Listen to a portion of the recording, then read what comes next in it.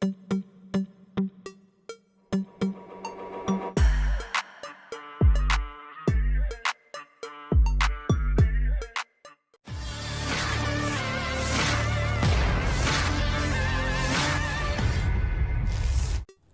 skala besar EVEST 2024 sedang berlangsung di Turki.